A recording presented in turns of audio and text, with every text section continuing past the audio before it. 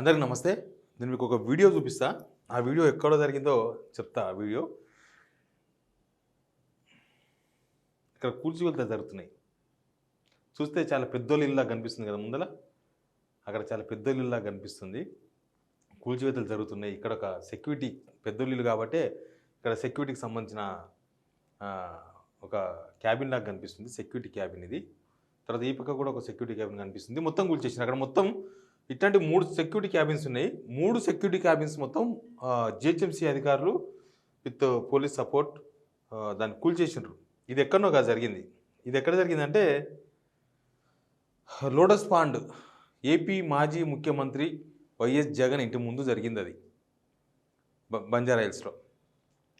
పాపం అధికారం కోల్పోయి ఒక 1 వీక్ అయిందా, 4th అంత 10 days అయింది, 10-11 days అయింది.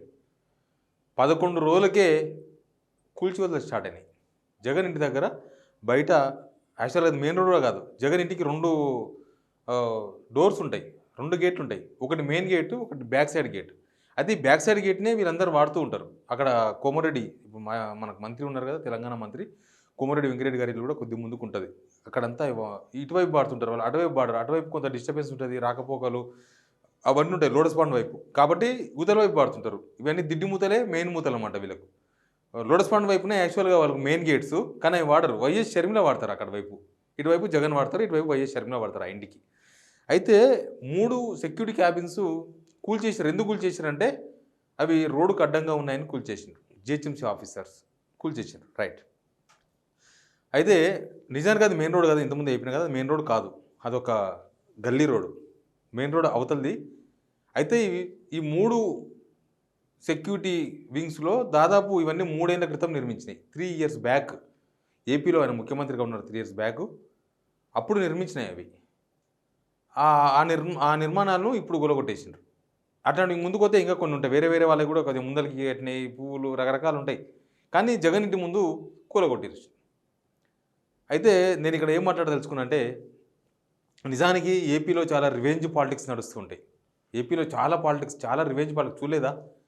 జగన్ ముఖ్యమంత్రి అయిన తర్వాత చంద్రబాబు నాయుడు ఉన్న గెస్ట్ హౌస్ని ఏదో కూలగొట్టేసిండ్రు. రివెంజ్ పాలిటిక్స్ అవన్నీ. ఇప్పుడు యాక్చువల్గా జగన్ ఓడిపోయింది కాబట్టి నేను కాదు అందరూ అనుకున్నది అక్కడ చాలా రివెంజ్ పాలిటిక్స్ నడుస్తాయి కాబట్టి ఏపీలో మళ్ళీ జగన్కి సంబంధించినవి కూడా ఎక్కడో దగ్గర కూలగొడతారు. ఏదో ఒకటి తప్పులు వెతకాలంటే మస్తు తప్పులు దొరుకుతాయి ప్రతి ఒక్కరివి. అది ఒక రాజకీయ కక్ష అనే ఒక వ్యవహారం ముందర పెట్టుకున్నప్పుడు అన్నీ తప్పుగానే కనిపిస్తూ ఉంటాయి. దాన్ని జనాన్ని ఇంకొకలాగా కన్విన్స్ చేసే ప్రయత్నం చేయొచ్చు. ఆ తర్వాత తప్ప ఒప్ప అనేది తర్వాత తెలుస్తుంది. జనాలు కూడా మెల్లగా చెప్తారు దాని విషయాన్ని. కానీ అక్కడ ఏపీలో జగన్కి సంబంధించినవి ఏవైనా కూలుస్తారేమో, అక్కడ ముఖ్యమంత్రిగా చంద్రబాబు నాయుడు గారు కావడము, ప్లస్ కొంతమంది మంత్రులు, కొంతమంది ఎమ్మెల్యేలు జగన్ను వదిలేదని హెచ్చరికలు జారీ చేస్తున్న టైంలో, ఒక్కొక్క ఇళ్ల మీద రాళ్ల దాడులు, టమాటాలతో, కోడిగుడ్డతో కొడుతున్న టైంలో అక్కడ ఏదైనా జరుగుతుందేమో, అక్కడ జగన్ లేకపోతే జగన్కి సంబంధించిన జగన్ పార్టీకి సంబంధించిన నేతల ఇండ్ల పైన ఏదైనా జరుగుతుందేమో అని అక్కడ ఉంది దృష్టి అంతా. చూస్తే హైదరాబాద్లో బంజారాహిల్స్లో జగన్ ఇంటి ముందు, ఇంటి వెనక, ఇది ముందు కాదు మళ్ళీ, అక్కడున్న సెక్యూరిటీ క్యాబిన్స్ను 3 జిహెచ్ఎంసీ వారు తొలగించారు. ఇప్పుడు ఇక్కడ దీన్ని ఏమనాలి? రాజకీయ కక్ష అనాలనా, లేకపోతే ఎవరినో సంతృప్తి పరచడానికి ఎవరో పని చేయించారని అనుకోవాలనా? అవి 3 yearsకి వెళ్ళి ఉన్నాయి. మరి ఇప్పుడని కదా, ఆయన మొన్నటిదాకా కూలగొట్టవచ్చు కదా. ఇప్పుడు కొత్త గవర్నమెంట్ వచ్చి 6 months అయింది. అంతకుముందు గవర్నమెంట్లో 2.5 years అవి ఎట్లే ఉన్నాయి. మరి అప్పుడు కూలగొట్టలేదు 2.5 yearsలో, ఇప్పుడు 6 monthsలో కూలగొట్టలేదు. అధికారం కోల్పోయిన తర్వాత చంద్రబాబు నాయుడు గారు అక్కడ ముఖ్యమంత్రి అయిన తర్వాత కరెక్ట్గా 11 daysకి జగన్ ఇంటి దగ్గర ఈ సెక్యూరిటీ క్యాబిన్స్ ఎందుకు కూలగొట్టిండ్రు? ఇది పొలిటికల్ రివెంజ్ కాదా? ఈ పొలిటికల్ రివెంజ్ ఎక్కడి నుంచి ఎక్కడికి పాకింది? ఎవరి ప్లాన్ను ఎవరు అమలు చేసిండ్రు? ఎవరు ఎందుకు అమలు చేసిండ్రు అనేది ఒక చర్చ. ఇప్పుడు